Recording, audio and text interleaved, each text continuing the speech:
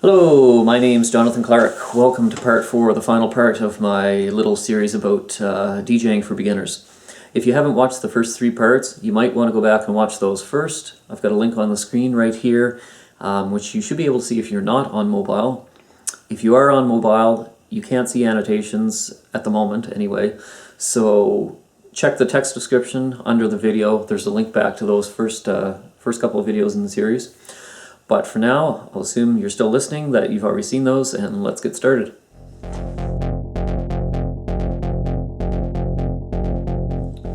So one of the areas where I get asked the most questions is advice on how to get booked as a DJ, and it can be tough to crack in.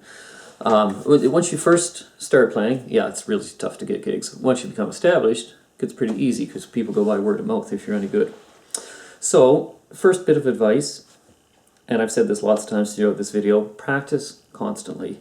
And this shouldn't be a lot of effort, because if you want to be a DJ, it's probably because you like DJing and because you love music. So it shouldn't be too hard to practice.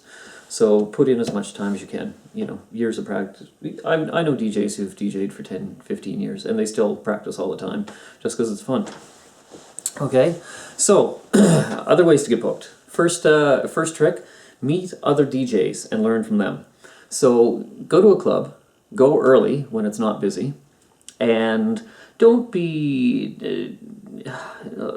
introduce yourself. Just be yourself.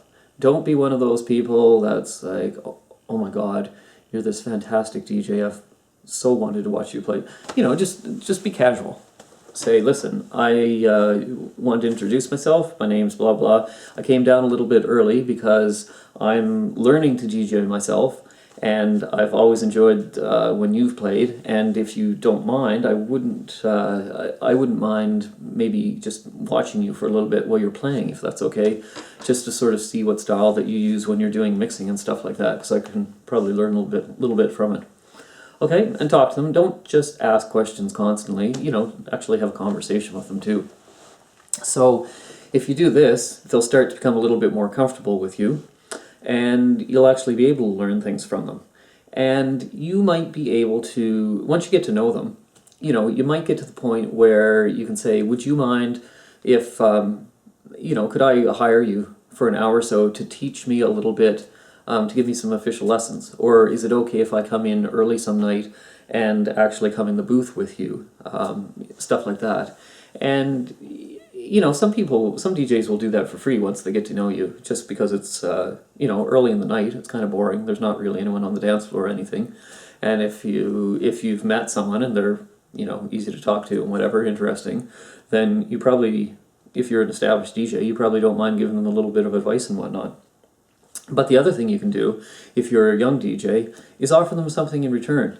And, it doesn't have to be anything fancy, but, if you can do things like on your Facebook page, let's say they're playing at a special event or something like that, on your Facebook page, if you can advertise their event and, make sure that they see that you're trying to help bring a crowd to them. You could also tell them, ask them if they've got any flyers for an upcoming event and say, listen, if you want a hand, you've been showing me some stuff here in the DJ booth. If you need, and you got some flyers for one of your upcoming shows, give me a call, and I'll come pick up some flyers and put them up around town for you, help advertise you. You have no idea how much a lot of DJs appreciate an offer like that. Okay, so that's a good way to get in with an established DJ, and you start learning from them. All kinds of DJs have mentored other DJs. Now, there may come a time when, after you get to know that DJ, you want to play for him or her and show that you're actually, legitimately practicing, you're trying to be a good DJ, and maybe you want some feedback, or maybe you just want that DJ to know that you also are actually a DJ, not just a random person who claims to be a DJ. So how do you go about that? Well, there's the option of demo mixes, and I'll talk about those more in a couple minutes. If you're lucky, maybe you come in early in the night and the DJ will let you play for 20 minutes or half an hour while they're standing there watching. Another thing you can do, if you get to know the person moderately well, You could throw a little bit of a social event. I won't go so far as to say a party, but you could say to that DJ, say, listen, a couple of my friends have been really impressed with the shows that you've put on, and we were wondering if you might be interested if we had, something over at my house on a Tuesday night at like 10 o'clock for just a couple hours, and we'd like to invite you to come over if you're interested. Bring a friend or something. Come on over, we'll have some wine and some beer there for you, and it won't be a big thing to just get hammered. The point's not getting drunk, but if you want to have a couple drinks with us, I know that some of my friends would love to talk to you and meet you. You could play for an hour or two for them if you want, but I mean, this is just a little thing at my house. It's not anything official, so don't feel obligated. And maybe what I'll do is, if you want to hang out and socialize and talk to some of these people and just have a drink, I'll play some music for you. And then, if the DJ actually responds positively, then that's awesome. Maybe he or she will come over to your place, and you'll actually be able to play for them. They get a sense of how you play in a live environment. And just throwing a party and telling the DJ, hey, you're invited to such and such an event, that's not usually going to work. Because first of all, there's not really much obligation for that DJ to show up at your party, for a random bunch of people. So, and if you throw this event specifically hoping that this DJ is going to show up, chances are, if he doesn't, then you're going to be obviously disappointed because you've thrown this party and you feel like it was for nothing. But if you structure it as something where he or she knows in advance, listen, we're kind of doing this because there's a small group of us that really respect the music that you've played and whatnot, would you be interested in coming to that? Then they're more likely to actually either say, no, I'm really busy, or they might actually commit to it. And if they commit to it, they'll feel more obligated to go because they'll understand that them being there is kind of the whole point of it. And if you do something like that, don't do it on a Friday or Saturday night, because that's when DJs work.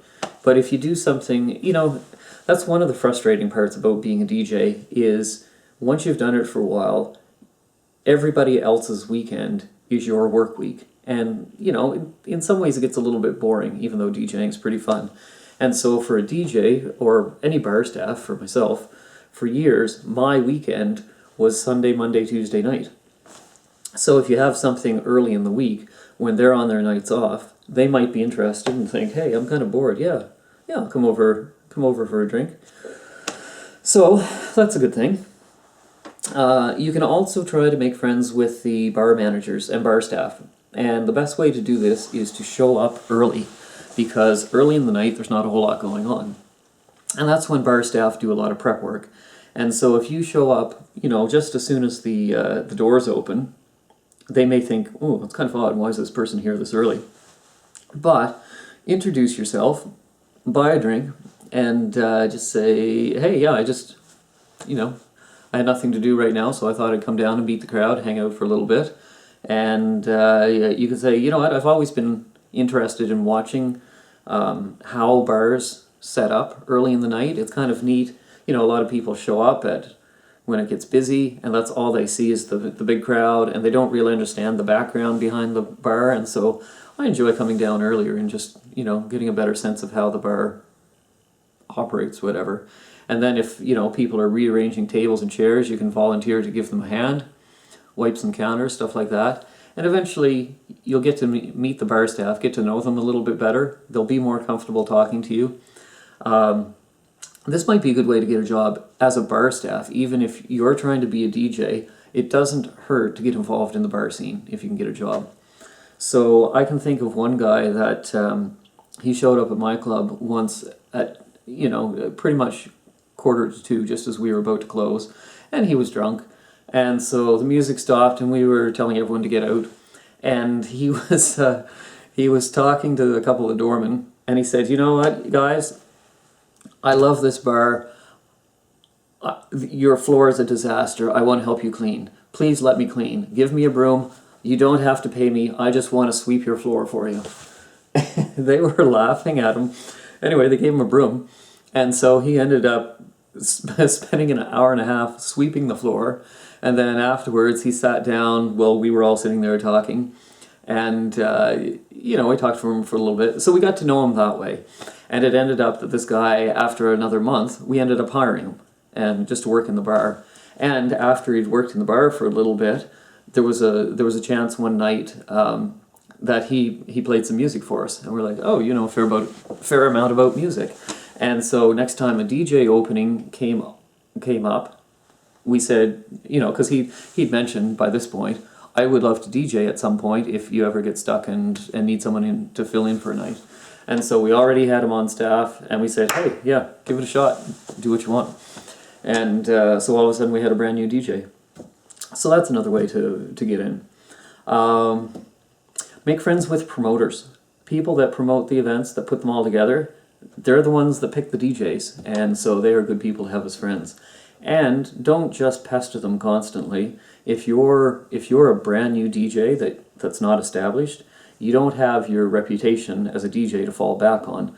So give them a hand setting up the event, offer to help, offer to put up flyers, offer to move equipment, stuff like that. And the more they get to know you and work with you, the more comfortable they're going to be at some point if you say, can I give you a demo in case you want to use me as a DJ sometime. They're more likely to listen to it.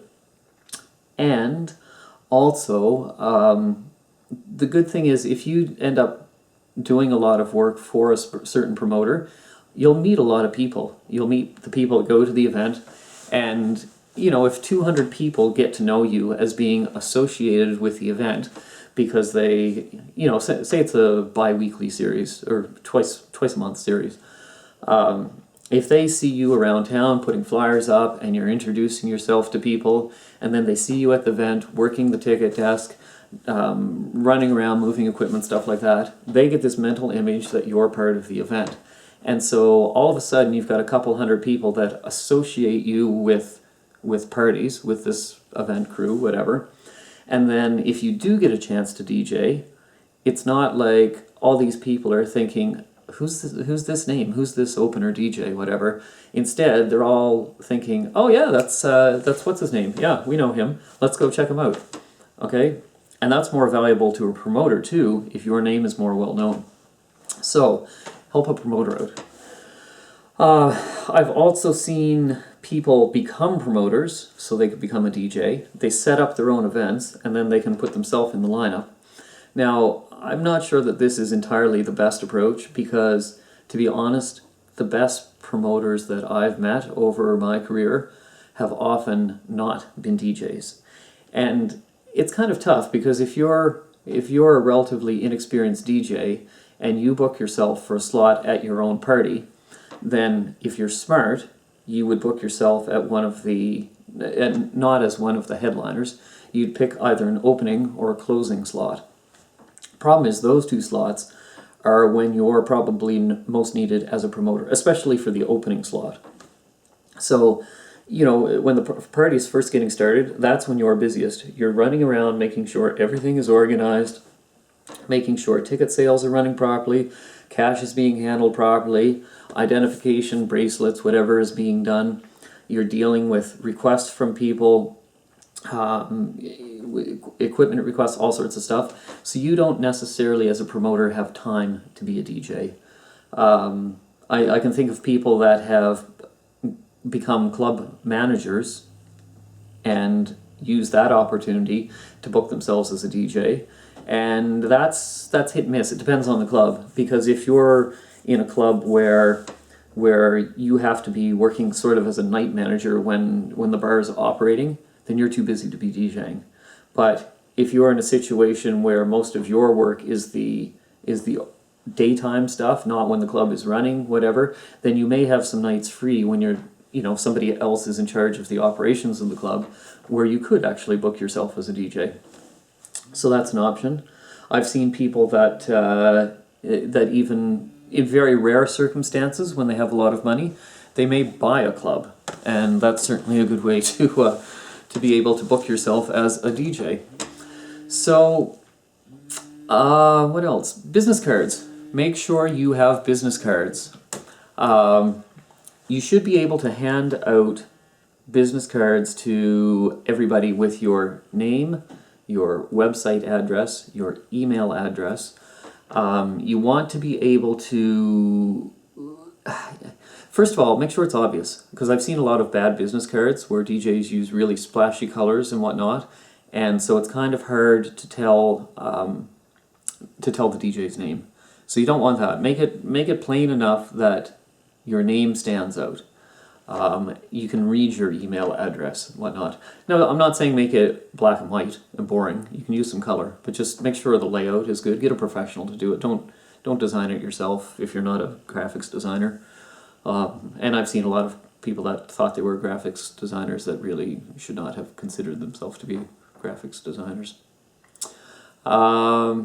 With the business cards too, depending on who you're giving them to, like say you've made a friend with that DJ in the club, don't give him one, give him a dozen and say, listen, do you mind if I give you a dozen of these? And let's say that somebody comes up to you asking for a mobile DJ for a certain event and you can't do it. Would you mind giving them one of my cards? And a lot of DJs will do that because, you know, if you get asked to do something and you're not able to do it, you kind of sometimes feel like, well, I should try and help this person out. I'll give them somebody else's name. And so if I'm in that situation and I've got a bunch of business cards from one of my friends who's a DJ who's just, you know, trying to get established, then I'm pretty comfortable saying, oh, I do have this friend.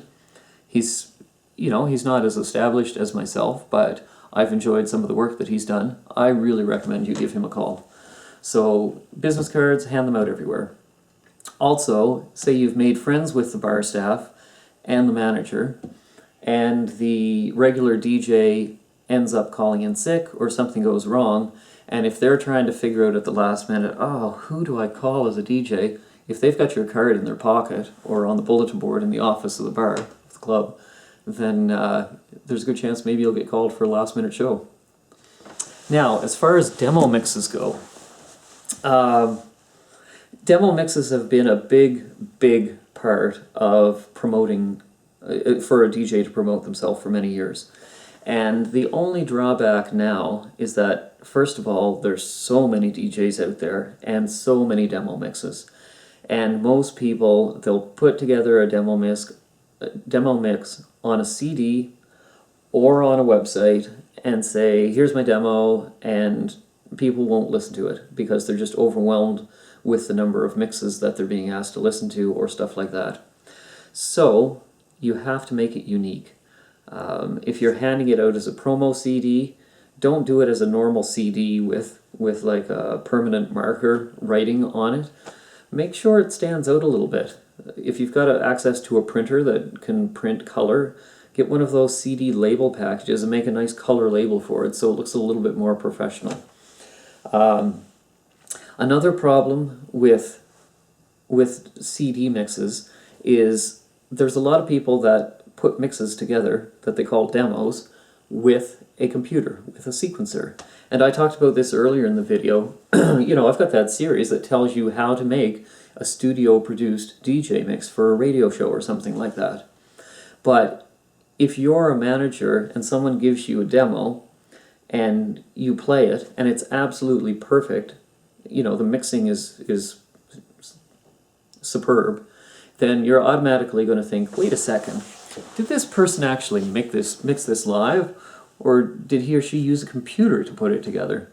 And so there's starting to be a fair amount of distrust for a random CD demo mix. So how do you get around that? Well, one thing that you can do is tell them straight up, say, listen, this is when I played at such and such event. This isn't perfect because it's a live recording, but it is a live recording, so you'll know how I really mix in a live environment in front of people. This is not something that I did in my bedroom under perfect conditions. This is what I do when I perform. Okay, so if the person getting your demo believes that, then certainly they're going to have a better appreciation for the quality of your demo. The other thing you could do, if you really, really want to stand out, and this is a little bit more effort, but you're trying to get a gig, think about this. Do a video demo. Okay, set up a camera. Make sure that your mixer, the record out, has a line routed into the camera so the camera has excellent sound, not just the camera's microphone going through the air. Do your half-hour, hour-long demo mix. Do it in high quality. Learn how to use the video editing software just enough so you can go in and tidy up stuff, like do a fade out at the end.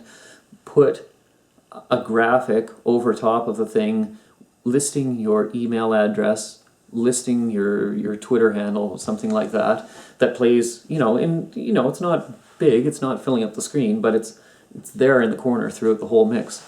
So if the DJ, or if somebody's watching this and they like it, they know how to get hold of you. And if you do this, if you're good enough with your video editing software, you should be able to open the audio portion in an audio editor. Make sure the volume is at the right levels. You're sort of basically doing some mastering, some simple mastering. So make sure it sounds good. Put it on YouTube or something as very high quality. And say, when you go to when you're going to a club or something and you're about to drop off your demo, have a copy of it on a promo CD, or maybe on a personalized USB key with your website address on it. I've done that before. So you could put the video onto a USB key, and you could also have a short write-up on a piece of paper that gives the link to your video on YouTube, and do a copy of the promo CD, which is the audio only, and tell the person, listen, you probably get a lot of demo mixes from people that, doesn't really tell them a whole lot about, it doesn't tell you a whole lot about how they would perform, because all you can hear is the music, which they may have put together in a computer sequencer. What I did was I made this demo mix, I filmed it, there's a copy of it as a video on this USB stick, there's a copy on YouTube, you can see the link here, there's an MP3 copy in case or an audio CD copy in case you want to listen in your car. And this way, not only can you hear how I'm playing, you can watch and see how I'm performing. And while you're doing that mix, you can do your stuff as if there's a crowd in front of you. You're always smiling, you're always waving, whatever. You've got some stage presence. And whoever gets your demo, if they look at all the effort that you've put into this compared to every other DJ that's just handing out a single CD, and if they see that you've got stage presence, and they see that you've recorded this in real time, it's not done sequenced on a computer, they're going to be so much more impressed than getting that single promo CD that doesn't really tell them a whole lot. So if you want to, rise above the rest of the crowd and stand out, do something innovative like that. That's just one thought. You can take that a lot further. Just think about ways to make yourself stand out. So, yeah. So that's a few suggestions on how to get booked as a DJ. And it's funny because I don't try hard to get bookings at all because I'm pretty busy. So it feels kind of odd for me to give you advice on something like this. But these are things that I've seen from both sides, both from the odd time that I have tried to get bookings and from my work as a club manager, getting demos and stuff from other people. These are ways that you can slowly ease yourself into the industry, make friends in the industry. Hey, I thought I'd just film this short little interjection while I'm editing the video. Something I should have thought of when I was filming everything earlier. If you're looking for a way to get some gigs and get some practice, and you're not too concerned about paid gigs, check out community-based radio stations at big hospitals. And if you've got a college campus or a university campus around, they often take volunteers for spots on their station. So between those three, community, hospital, campus, you might be able to get a guest spot just volunteering as a DJ on the radio, which is, even if you're trying to be a club DJ or something, it's great practice and it's a lot of fun.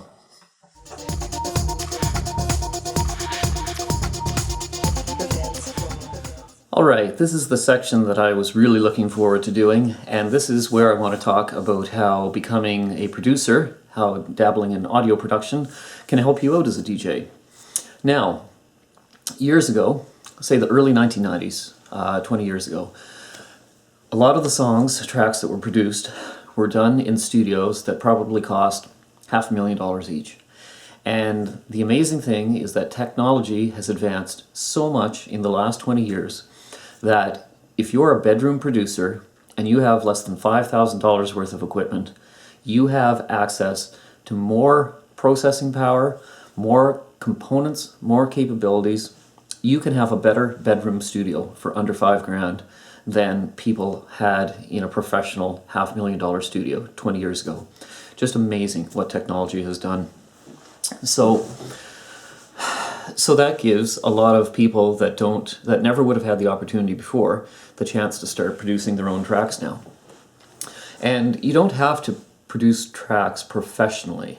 You don't have to release them on a label to enjoy it and to benefit from learning this stuff. You don't even have to release them for fun. You can do work and keep it to yourself or just share it with your friends. You're still going to benefit from learning about audio production.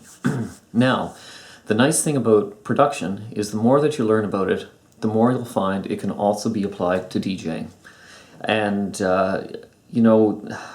the more that I learned when I was learning how to produce music, it was just amazing. Like stuff like the EQ'ing while I'm playing, EQ'ing on the mixer. I got so much better about it once I started learning about frequency spectrums in a lot of depth during production work. I understood the effects on the mixers a lot better. I understood gain staging a lot better. I understood a lot of the equipment a lot better. And basically it just let me as a DJ produce cleaner sounds while I was performing and just do a better job overall. So there's lots of benefits to learning to become a producer. Now, there's different approaches. Would you like to go to school to do this, or do you want to learn to do it on your own? Now, the differences, obviously going to school is usually a lot more expensive.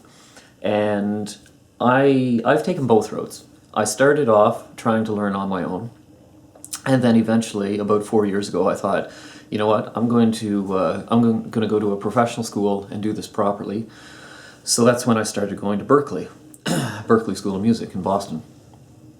And I would say, of all the stuff that I've learned over the years, probably only 20% of what I learned is what I learned at Berkeley. The other 80% I learned on my own, either by doing research on the internet, reading books, experimenting, working with other people, learning from them, all sorts of sources. So school was only about 20% of what I've learned.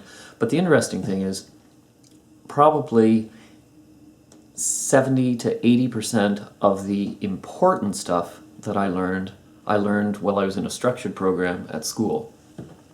Now, I'm not saying that that's your best bet. For some people, going to school is not an option because you're working full-time, you're going to school doing other stuff, or you just can't afford going to a professional school, or maybe you live somewhere where there's no schools in your area. So don't worry about that. You can still learn a lot on your own from those sources that I mentioned. Videos, the internet, books, friends, all sorts of stuff. Okay? Now, school did give me a little bit more structure to my learning. So, if you're trying to learn on your own, what you want to do is try and find some source of information where, it does cover everything from A to Z, goes through in a kind of structured approach. Because if you're just, trying to learn little bits and pieces here and there, it's nice because you learn a lot of stuff and gives you a very broad knowledge, but it may frustrate you a little bit when you're trying to actually start producing. And one thing that I've found, that I've thought about a lot because of the whole learning outside of school versus learning in a school argument, is that a lot of people, and I was guilty of this, when I started dabbling in production, I thought, okay, I should be able to produce a track within 3 or 4 months. That's going to sound great. And I was certainly producing tracks within 3 or 4 months, but they did not sound great. Luckily, none of those are on the internet, because once you put something on the internet, you can never take it back. So once I started doing a lot more structured learning through school, I learned a lot of the background stuff and stuff out of school too. I was learning all the sort of stuff like the whole, you know, the values of working with sound spectrums, understanding frequency spectrums, understanding positioning of things within a mix, stereo placements, tons of little stuff that, you know, it's easy to throw a track together that's a basic kick drum, snare, hi-hat, some synths, some pads, maybe some sampled vocals, but to really push it over that professional edge, it takes a long time. You know, I've been studying for years, and I'm still not to the point where I feel totally comfortable releasing stuff. I mean, I do have a few things I've released, but not a whole lot. But I feel like I'm really getting close. So, you know, if you are going to go into production, you probably should realize it's like DJing. You're going to have to invest a lot of effort, time into it to learn all sorts of stuff if you're going to do stuff that's really good.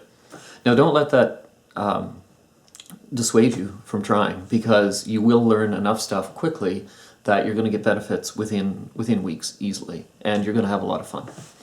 Okay, so what are some of the things that you need to learn if you're going to become a producer? Well, you're going to have to learn how sound works, the physics of sound. You're going to have to learn about sampling rates, bit rates, binary, the Nyquist theorem, anti-aliasing, dither, eq'ing, the frequency spectrum of normal sound, frequency ranges of various instruments, what MIDI is, what's the difference between MIDI and audio, virtual instruments. You're going to have to learn about working with microphones, working with vocalists. You're going to have to learn about all the effects like reverb, echo, delay, chorus, flanger, phasers, tons more. You're going to have to learn about gain staging, very important as a DJ anyway. You're going to have to learn about signal routing. Again, that's very important to DJs too. You're going to have to learn about mixing and mastering. Just so many things that you'll end up learning as a producer. But so many of those things will also contribute to your skills and your professionalism as a DJ. So there's a lot of overlap. And I've got another tutorial series that I started a while ago, which is my audio recording series. And basically I started off, the first 5 videos were very simple stuff, where I was teaching people how to record like a guitar and singing using something basic like a video camera if you don't even own a microphone. And then, you know, using the piano, playing different instruments. So the first 5 videos were very simple. Then the next several were about theory. So they were things like the sample rates, the bit rates, the binary, dither, Nyquist, anti-aliasing, all that sort of stuff, decibels. And I'm not all the way through my series yet, but, oh, and by the way, if you want to watch any of these, I'm going to put the link right now to my overall video index page on my main website, which you should bookmark, because if you ever want to find any of these, every video I've produced is kind of there in a nice structured order. Anyway, as I continue through the audio recording series, I'm going to do stuff with more advanced microphone usage, like different patterns that microphones have, microphone placement and recording techniques. I'm going to talk about recording vocalists, the best way to work with a vocalist. I'm going to go into all the different effects in a lot of depth, and that'll be good for DJs too. And then I'm going to get into more advanced physics of sound stuff, sound design, things like that. And the nice thing is, eventually, my whole goal, I mean, one of my first goals years ago was to produce this very series about DJing for beginners. But the other big thing that I've always wanted to do was a really in-depth, detailed series about how to produce music. And so, within a year, once I finish all the DJing videos that I've planned, and all of the videos about teaching different aspects of music, like my series on how to play guitar, series teaching people how to play piano, a series on music theory, I finished that audio recording series. So once I finish all those groups of videos within another year, that's when the fun's going to begin, because people will have access to all the basic knowledge with the audio recording series that they're going to need to start diving into producing Full Tilt. And at that point, I want to do several series of videos teaching people how to produce dance music from start to finish.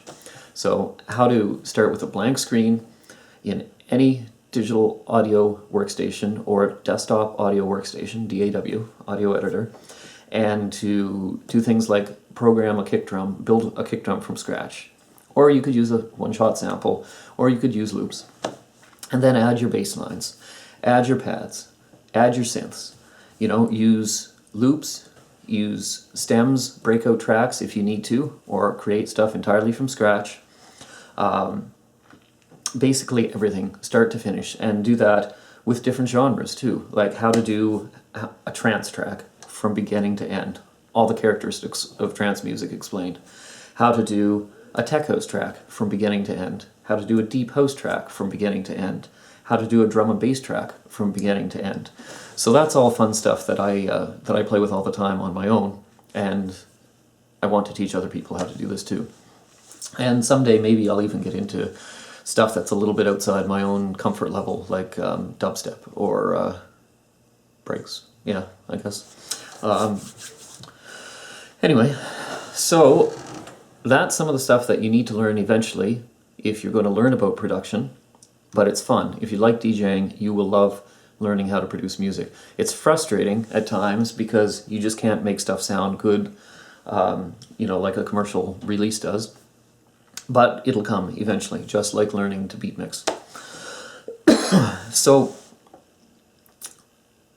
if you're producing music, you're going to possibly start learning about a lot of hardware stuff, like hardware synths and modules, different types of keyboards, different types of real instruments, tons of drum and percussion instruments. You may end up, you know, working with a lot of guitar, piano, vocalist, stuff like that. But all the work is done basically using, you know, just like the mixer is the heart of your DJ system, the DAW is the heart of your production. And so there's a lot of different DAWs that you could learn to use.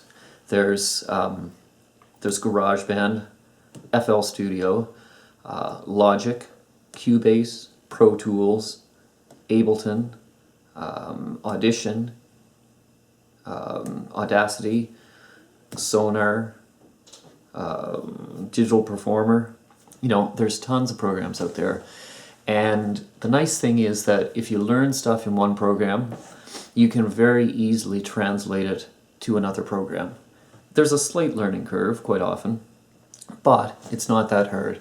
It's like, you know, if you're an English speaker and you're trying to learn Chinese, Mandarin, then that's going to be very difficult. So learning to use your first DAW might be a little bit challenging also. But once you've got that first DAW figured out, learning the others is relatively simple. It'd be kind of almost like if you learned French and then you started working on other Romance languages, Italian, Spanish, that are kind of closely related, except that migrating to a different DAW is even easier than that example. So, and if you're curious what I use, I would say that even though I use probably 70% of those of that list of programs that I mentioned a minute ago, the ones that I use for almost all of my work are Ableton, Pro Tools, Reason, and Audition. I use Ableton because of its integration with DJing and because it's simple and fast, and the time compression expansion through warping is it's the easiest out there. I use Pro Tools because it's sort of the professional standard in studios around the world. If you're going to a massive multi-million-dollar studio, they're going to be running Pro Tools basically. And a lot of the biggest producers share stuff with Pro Tools. Not all of them, but a lot. I use Reason not as much as the others, but it's got some pretty good It's got some pretty good ways of creating different types of sounds, whatnot. Lots of interesting samples, lots of interesting virtual instruments. So rewiring Reason, combining it with Pro Tools or Ableton is fun. And I use Audition just for my quick, simple, easy things. So it's a pretty basic program. And I left out Reaper. Reaper's another one on that list of good DAWs. So if you want to learn, you can start by doing simple stuff. You don't have to build your own tracks from the beginning. You could start by learning how to edit stuff. And so you'll see sometimes different versions of a song called a re-edit.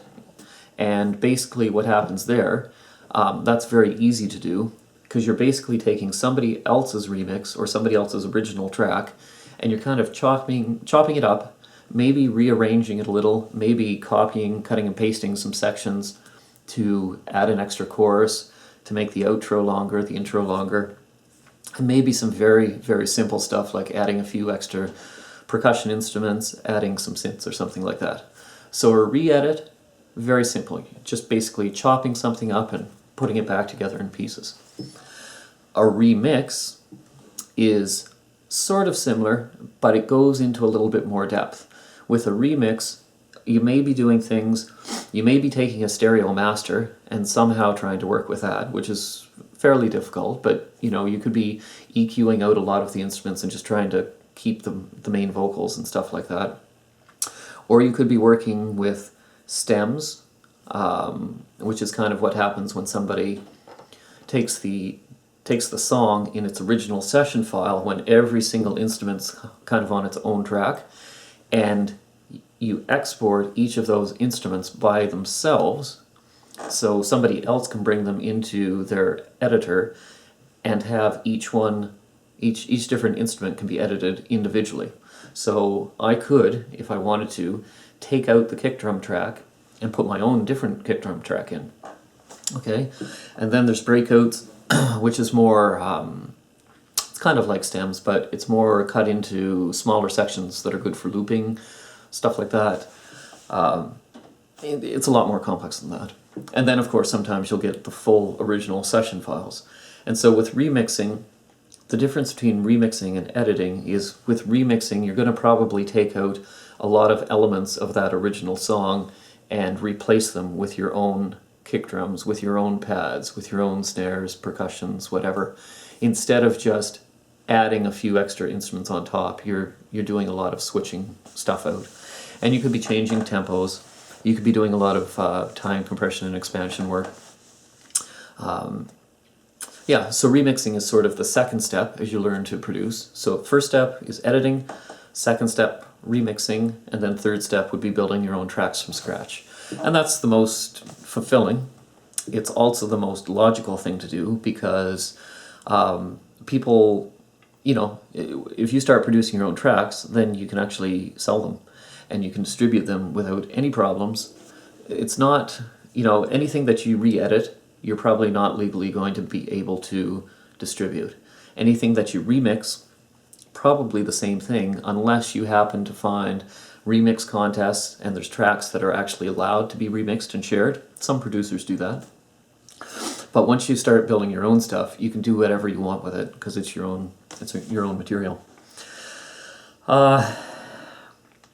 Something else that you might want to do if you are interested in production is to, first of all, start learning a lot of music theory if you don't know it already. Secondly, start learning some instruments if you don't know how to play anything yet.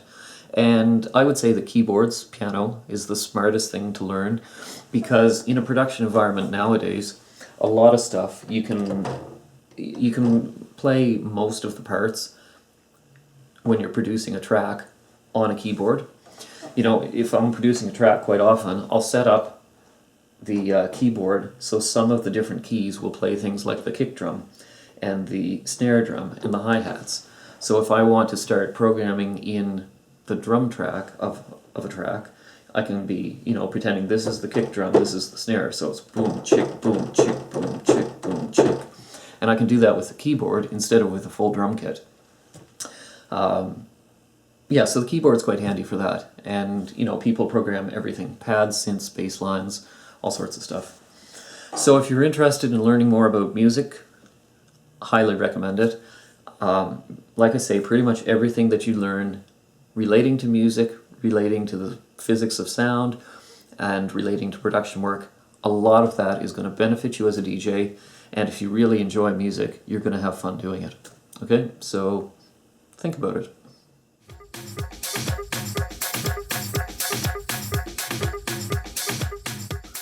All right, we're down to the home stretch. This final section is going to be just some tips and tricks and final words of advice. So, for starters, don't expect overnight success. And a lot of beginning DJs, it depends on what you're trying to do. But if you're starting off and all you want to do is some very simple, basic radio style mixing, just going from one song to another, nothing fancy, simple equipment, and just playing some pretty low-key events, then you're going to be pretty comfortable after just a couple months. But it's not something that you're going to be totally comfortable with after 2 nights of practice. If you're doing something a little bit more complicated, for instance, you're learning to beat mix on CD players, or especially vinyl, or even trying to do something fairly complex with Ableton, then it may be quite a lot longer than just 1 or 2 months before you're totally comfortable with playing out in public. It may be close to a year or more. DJing is a skill that you just keep getting better with time. So the more that you practice, the better. But it's not something that just all of a sudden within a couple months you should expect, hey, I'm going to be perfect. I'm going to be as good as anyone out there. So don't be disappointed when it takes longer than you expect to get good at it. And just persevere. Take your time. It'll come eventually. Now, if you are learning to do something a little bit more complex like beat mixing, then I would recommend that you try to do everything at once as you're learning, rather than do one task then another sequentially.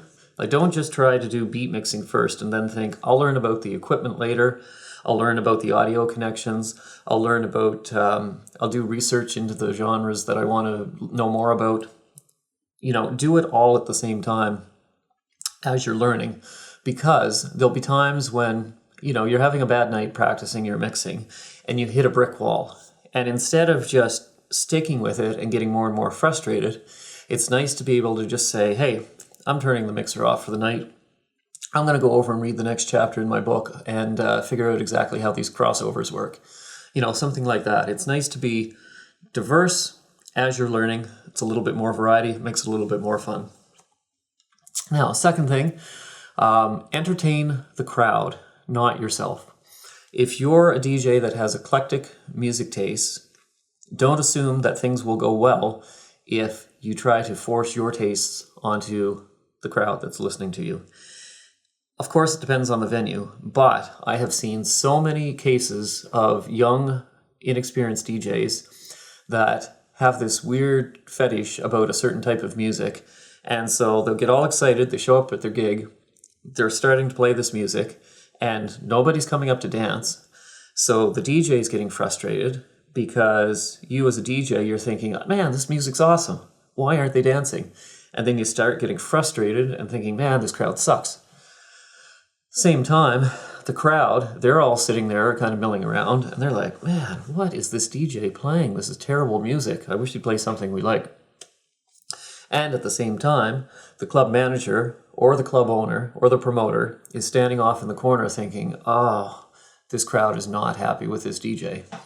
So what you have is a lose-lose-lose situation, and nobody wins.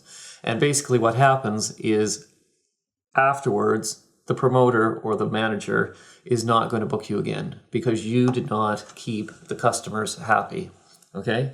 So if you're the type of DJ that wants to play that very narrow, eclectic field of music, you're going to have to be careful about which gigs you take. In fact, any DJ should understand before taking a booking exactly what's going to be required.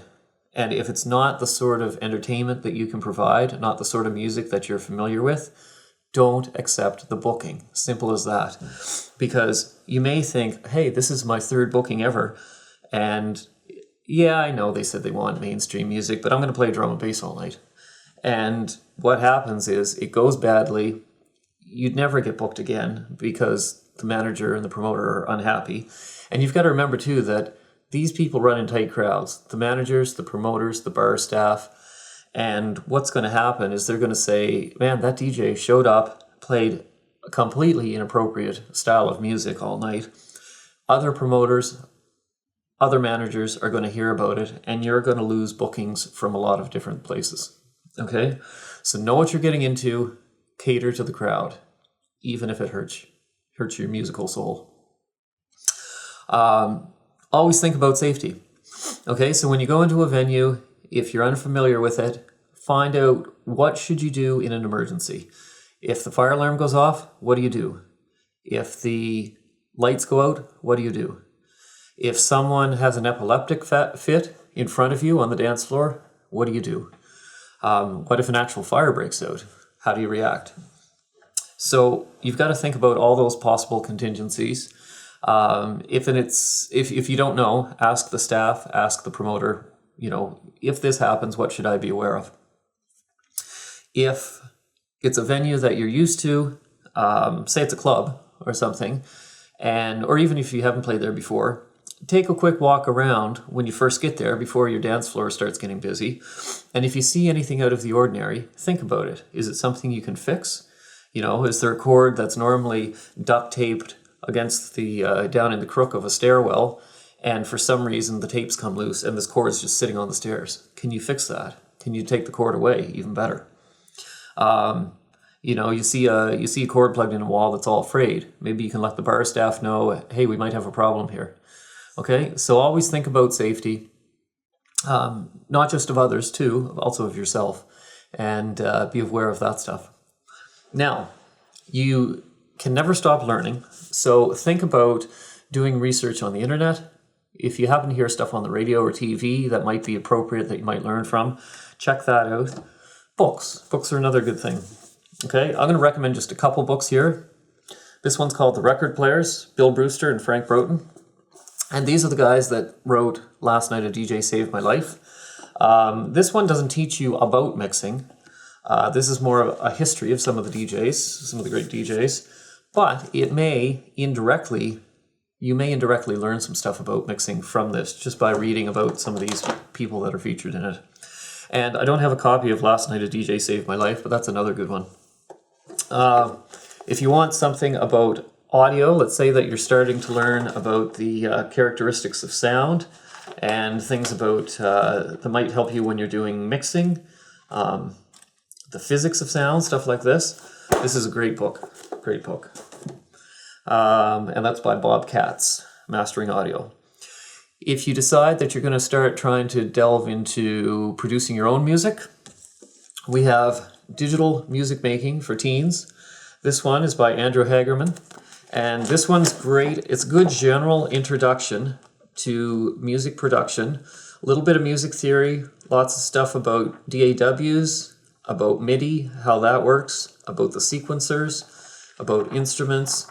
A good general guide to get yourself started. If you get through that, you're having a lot of fun and you want to learn some more, go to this that's slightly more advanced. Now this is just music in general, music production in general. This one, Complete Guide to Remixing, specifically tailored to remixing. And this is a pretty good book. I like this. Eric Hawkins is the author of this one. And Eric's at Berkeley, and Eric's given me some really good feedback about some of the tracks that I've been producing. So, definitely very competent, knowledgeable guy. So check out his book. You'll learn a lot from that. And that's just 5 quick examples of books, but there's tons more out there that you can learn from. And don't think you should ever stop learning. It's always good to learn. Always carry a flashlight. Now, I don't necessarily mean one of those great big ones that you use to break people's heads open. I mean a little flashlight, those little LED ones now, they last forever. They're, the batteries are pretty good that way. They're also very light, which means you can carry 2. So if you happen to drop one into the dark corners of the DJ booth and can't find it, you've got another one to use to find it. Or if you leave it on accidentally and the battery dies, which happens commonly, you've got your backup. They're really light. Always good to carry a flashlight. And if, depending on what type of DJ you are, maybe especially if you're a mobile DJ, it might be smart to carry a Leatherman. So you've got some tools at hand all the time. When you go to your show, always check your sound quality. And this might depend on where you're playing. Like if you're playing at a festival, you're probably not getting there ahead of the crowd. So there's already going to be people dancing. So what you'll end up doing is walking around and listening to what the DJ is playing and seeing how his or her sound quality is. So if you find that maybe there's not enough treble when you're standing out there in the middle of the field, or maybe it's really thumpy and too much bass, you can adjust, compensate when you go up to play, and you can either turn your treble up a tiny bit on your EQ knobs, on the channel EQs, or maybe you can turn your lows down a tiny bit and get rid of some of that muddiness or thumpiness, okay? If you're playing at a mobile event, then you're the one that's in charge of everything. You're probably there ahead of anyone else, so you can turn the music on and play with it as long as you need. Not always, but 99% of the places you can. And you'll be able to use your EQ to tailor the sound to the room and come up with a really good sounding output from your speakers. If you're in a club, let's say you're a resident DJ at a club, just because the sound worked the night before or last week doesn't mean it's going to work tonight. So once you start playing early in the night, do a quick tour. You may hear something like, oh, this top up in the corner is not making any noise, or it's crackling. So you might want to pull it out, let the manager know there's no sound coming out of it, and get it fixed before your next shift the following week. Or maybe you'll think, man, there's not much bass here tonight. And you go up and check your mixer, and there should be bass, and it's pretty weak out there. So you do some more digging, and you find out that one of the 2 amps that controls half of the subs in the club is not even turned on for some reason. So you turn it back on, or it's got a blown fuse or something. Okay, so that quick recce of your dance floor can often work wonders for improving your sound quality there. And if you don't check it out, you may never know, and you may have an unhappy crowd of dancers all night that think, yeah, this sound quality is pretty bad here. And it reflects poorly on you as a DJ, unfortunately. Understand gain staging. Now, I didn't really touch on this earlier, and I should have. One of the most important things for a DJ. Now, gain staging means that you are monitoring the path of an audio signal as it goes from the sound source through all your gear out to the speakers and out to the crowd. So, as it travels through all the equipment, it's going to pass through a bunch of different points where the volume can be adjusted. So, let's take a really simple hypothetical example. Let's pretend we have a CD player, we have a mixer, which for some reason only has one volume control on it, up or down. We have an amplifier, so the mixer feeds to the amp, and then from the amp, which has a volume control on it, it goes out to the speakers. So 2 volume controls, one on your mixer, one on your amp.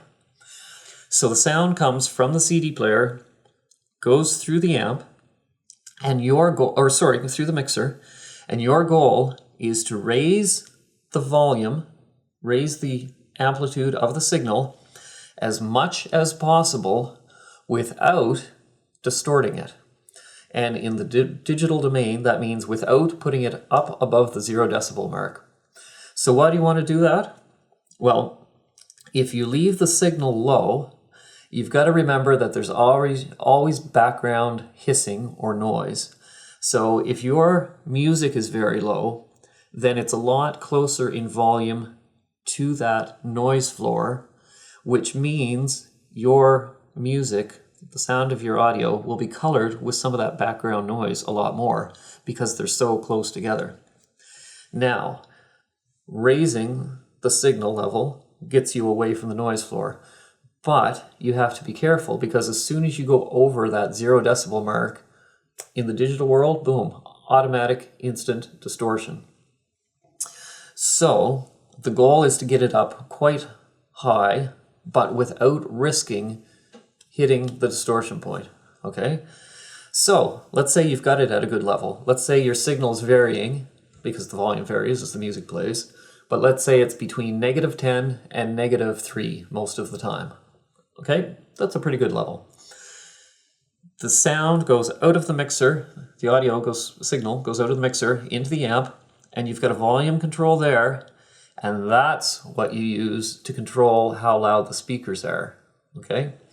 Now, let's say in two different hypothetical examples, we have problems. Let's say in one, our mixer control we've got set way down low, and so that noise floor is closer to the level of the signal. So that gets sent out to the amplifier, and because the signal is low here, you can compensate by turning the amp up to make sure you still get the right volume out there. But, as expected, even though the sound is the right volume out there, you've got a lot of hiss and stuff in the background because you're picking up your noise floor. Or, let's say a different example, let's say that we've got the mixer turned up too loud, and instead of going from about -10 to -3, it's going from about -4 to +3, and it's distorting half the time. Okay? That distortion feeds out to the amp. Now, you can turn the volume down on the amp and get your right volume level out there, but you cannot get rid of distortion. Once that distortion is introduced anywhere in the signal path, you're stuck with it. So turning the volume down out of the speakers, well, yeah, it's quieter, but it's terrible sound because it's all distorted. Okay? So gain staging is the process of looking at all your different volume points along the signal path and setting them all in order from the source to the speakers so that you get a good clean sound coming out. Okay? So ultimately, it doesn't matter how soft or how loud things are out on the dance floor, your mixer should be sending out, for the most part, a constant signal. Now, usually what happens is that constant signal, you kind of get a level at the beginning of the night of where it should be when it's loud, and then you'll turn your master volume down early in the night when things need to be quiet. And that way you can bring your master up to where you know is safe from testing it earlier. And that level will be your level that's fed to the amp. And then ultimately, if you need more volume out of the system, you don't crank things up above the levels on the mixer that you know are safe and distort things. You go to your amp and turn the amp up a little bit. And that gives you your extra volume on the dance floor. Okay? Main thing is, don't do what's called redlining, because a lot of these mixers, they'll have channel meters, volume meters, with little flashing lights, and quite often red means above 0 decibels, means distortion. So now some mixers have a little bit of a cushion built in. You know, with the Pioneer mixers, you're probably going to get a pretty decent sound still with 1 or even 2 of the red LEDs flashing occasionally. But you know, I've seen DJs where 4 reds solid all the time, and it's just terrible sound, terrible. Okay, so that example of gain staging was simple. 2 pieces of equipment. Let's look at a real situation.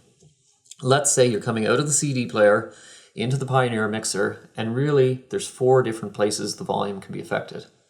First, signal comes in the channel, and the trim or gain knob at the top is your first one that you set. Then the signal passes through your EQ settings. And so if you're not careful, if you put your EQs, your trebles and mids and hot and lows up too much, they can distort your signal. So you make sure you're good with your EQs. Then next it goes through the channel fader. And generally you want to have it so that your fader at the top is safe, is not distorting. If it is, double back to your gain knob and turn it down a tiny bit. Okay? Once the signal comes out of the channel, past the channel fader, it goes to the master, the main output, and then you've got your fader, your volume meter, volume level on your master output. So that's 4 places in the mixer that you can affect things, and you do them in that order. Gain knobs or trim knobs, then EQ safe, then channel fader, and then master output. From the mixer, you're probably going to say a compressor first, where you can control volume. Then that signal is output to your EQ, where you can control volume. Remember earlier I said, usually you drop frequencies out, you don't boost them. Okay, because otherwise your compressor output, you could distort what's coming out of there. So compressor goes into the EQ. You can adjust the volumes there because of the frequency faders. Then from the EQ, you might go into a crossover. And then the crossover, you can adjust levels. And then from the crossover, the signal is split out to a couple or 3 amps or more. And those amps, you can also control the level. And the amps are where you eventually crank things up if you want a lot of noise. But you've got to make sure that you manage your volumes as it comes through all those different 8 points to get a good clean signal out on the dance floor. And I'll tell you a story. Once I was DJing years ago at a rave in St. John. And one of the other DJs, who was very experienced, came up just a couple minutes after I started playing, and he walked right up into the booth area, and he was looking at my my trim knobs and everything. And I said, "What's wrong? Is there something wrong with the volume out there?" He said, "No, something's right. You're the first DJ who sounds good tonight, and I've noticed every time you play, your signal sounds really good. And I just wanted to look, and it's obvious that your gain staging is good. So thank you, Fred, for noticing." And so that's something, you know, I took away and will always remember, is that people out there, even if the volume is very loud, they can tell, maybe they don't realize they can tell, but there's a difference between a clean, loud signal and a very bad sounding loud signal. And the dancers will appreciate a nice, clean sound. So learn about gain staging. If you're a little uncomfortable with it, just work with another DJ and go through the whole steps a couple times. And yeah, it's very important. Be professional. Use contracts. Get deposits in advance. Don't play unless you get paid up front. Okay, that's your only leverage, is being able to play. So, you know, if you play at a wedding, not to pick on weddings, but if you play at an event, and at the end of the night, the person says, "I don't think you did a great job, I'm not going to pay you." You have no leverage. There's nothing you can do. Unless you have a signed contract, then at least maybe you can wave that over his head. But if you haven't played yet, you know, make sure when you're talking about the event, you're accepting the booking, saying, "I need to be paid before I play. You must pay me before I play." Okay? And then if you show up, ask for your money, and they don't want to pay you, say, "Well, then I'm not playing." Okay? That's the way it's done in a lot of the industry. Not everywhere, unfortunately, but that is a standard practice. And that's your only leverage, is being able to say, "I'm not playing unless I get paid first." Okay? Now, there are venues, it's not always like that. There are venues where you won't expect to get paid up front. Like if you're a resident DJ at a club, you're playing there all the time, then you're probably not going to worry about that. You probably get paid afterwards, okay? And that's fine. That's quite normal. But, you know, protect yourself. Think about it. If it's a one-off event, you're at a much higher risk than if you're a resident DJ, okay? At a festival, you know, festivals, quite often promoters do not have money to pay you up front. Because what happens is, if they don't make enough in advance ticket sales, they have no cash until people are coming through the gates. And so they'll have to pay the deposits on their headliners and stuff like that, but they'll try everything to get out of paying you up front. So take that with a grain of salt. You need to be able to protect yourself, okay? Keep that in mind. Work on personal development. So first of all, if you don't have a driver's license, think about it. That might come in handy. If you start getting more well-known and start accepting bookings further away from home, there may not be public transportation to get you there, or there may not be a friend who can take you there. So it might be handy to have access to a vehicle someday. And certainly if you're a mobile DJ, you're going to need access to a vehicle. Personal hygiene is good. If you're a resident DJ and you're playing at a club every Friday night and there's a couple other DJs, a couple of you work together, don't show up not having showered for 2 days and reeking of whiskey and vomit. Because when you're all in the booth together there working on something, it's polite not to be too adversely fragrant. Dress well if it's appropriate. Now, it may be that you're in a place like a nightclub where it doesn't matter if you wear a black t-shirt and jeans. But if you're in an event that calls for better dress, make sure you do that. Stay sober, or very close to sober at the minimum, until after you've played. If you want to have some beverages, some refreshing adult beverages after you've played, fine, that's cool. But I do recommend you stay sober till after you're done playing. Keep your word.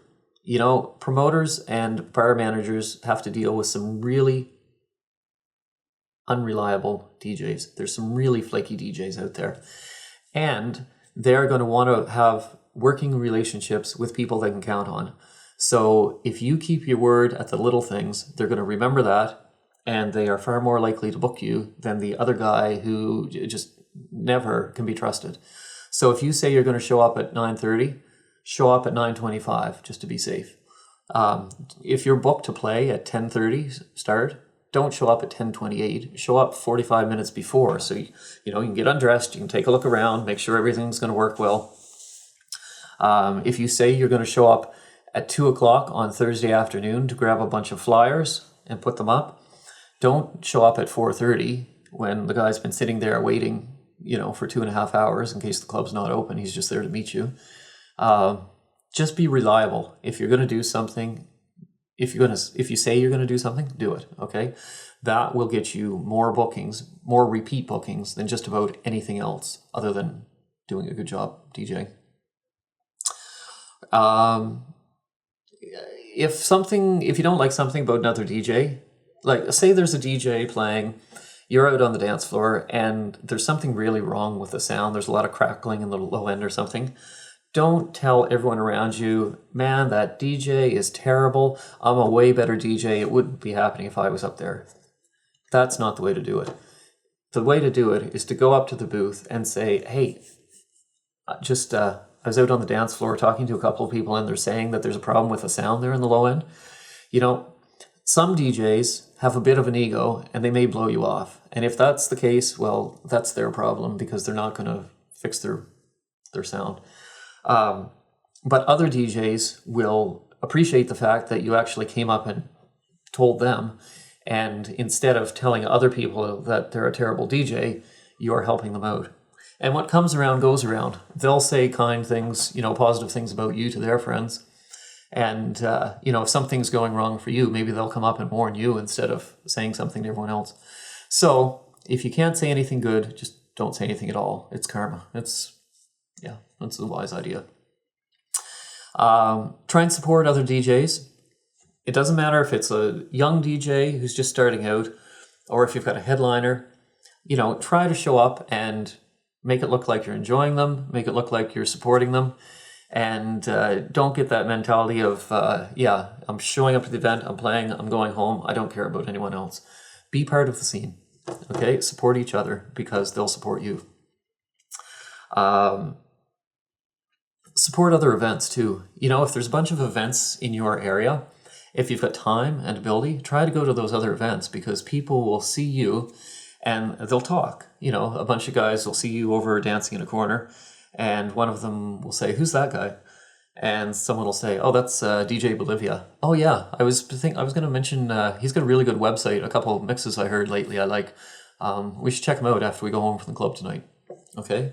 So it's good networking, good marketing for yourself if you're showing up at other people's events too. And, have some fun. Do some research on, you get to hear what other DJs are playing, stuff like that. It can't hurt. Nerves. You will probably be nervous your first gig, your first couple gigs, and just expect it. It happens, okay? Don't think, well, I'll just have 3 or 4 shots of tequila to take the edge off, because that usually makes things worse. Because you start having some alcohol to take the edge off, And not only does it take the edge off, it takes the whole scene. You won't be able to mix as well. Things will start going badly, and things just go downhill, and you'll get more stressed out because things are not going well. Okay? So just go into it with the expectation that you will be nervous. And to be honest, you know what? I even get nervous playing sometimes. And I've played in a dozen countries. I've played hundreds of shows in all types of venues.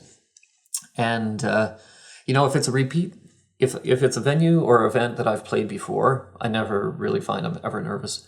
But if it's a new place that I haven't played before, always, it seems that for the first 5, 10, 12 minutes, I'm a little nervous. You want to do a good job. And, it doesn't take very long. Once you've done 1 or 2 mixes, all of a sudden you're like, oh yeah, I'm just DJing. That's right, I got this. Okay? So, but having said that, if you're just starting your career out, your first 1 or 2 gigs, you're probably going to be nervous the whole night. Anyway, don't worry about it. We've all been in that position, and you'll be fine. You'll get through it.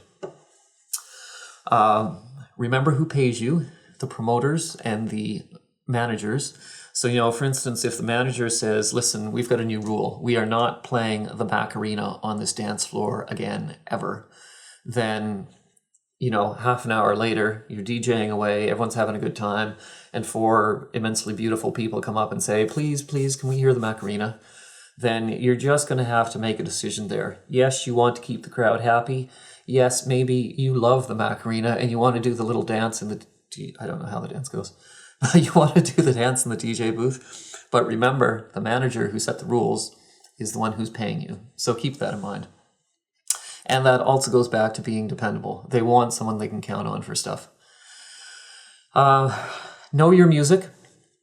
It doesn't matter if you are a mobile DJ and you've got to know a whole bunch of genres, not in a whole lot of depth, but you have to know the top 30 or 40 songs in each genre of 8 or 10 genres. That's tough. You got to do a lot of research. If you are just a trance DJ, then that's really all you need to know is the one genre. But you may need to know much more about that genre. So maybe you need to know 300 songs in that genre. Either way, whether it's a lot of breadth and not much depth, or a very narrow focus but a lot of depth, either way, you've got to know a lot of music. And actually 300 songs, any DJ that knows what they're doing probably knows 5,000 songs easily, inside out. Okay? So you're going to have to do a lot of research. Always be listening to music if you can. Always be looking for new stuff. Do research on the internet. Look at other upcoming, look at top 40 lists. Look at what's coming onto the charts. Look at what's coming onto the charts in other countries. Talk to other DJs. Look at industry publications, stuff like that. Always try to be ahead of the game if you can. What else? Always have fun. It doesn't matter where you are. There's no reason you shouldn't be out there having fun. DJing, it's a fun job, so enjoy it. Some people eventually get tired of DJing, but it's a pretty good job overall, okay? You're going to enjoy it. And the other thing is, too, don't forget to dance. It drives me crazy how many DJs will go to an event and they'll stand on the corner of the stage and they'll be kind of, nodding their head and arms folded, looking a little bit glum, looking like they're not really enjoying themselves. Get out on the dance floor. That's what the whole event's about. It's about the music. It's about having fun. And to be honest, other DJs will love it if they see you out on the dance floor. And it's good advertising. Like if you're out there with pink hair and a cowboy hat and someone sees you and says, man, who's that with the pink hair and the cowboy hat dancing, having a good time? Then it's, it's good advertising for you. People will talk about it and say, yeah, that guy's quite the, he's a fun guy to have around at your events, okay? And they'll remember that when they're booking DJs. So I think that's all the advice I have for you tonight. Just one last request. Again, if you found this video to be useful at all and you think other people might find some use out of it, please do me a favor and share it. Share it on your Facebook pages, on Twitter, on whatever, any social media, Google Plus, whatever. Or if you've got friends that you think might enjoy it, email the link to them. I would really appreciate that if you could do it. And finally, if you want to look at some of my other videos, I do have that page on my website. I'll put the link up here in just a second. Bookmark that page. It's got the full list of all my videos, and maybe there'll be stuff there.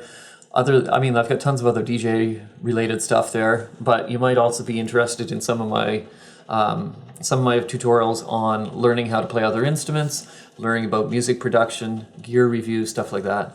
So hopefully you can check that out and find something you enjoy. Anyway, thank you very much for taking the time to watch all of this. I know it was a commitment, pretty long, and good luck with all your DJing. Cheers.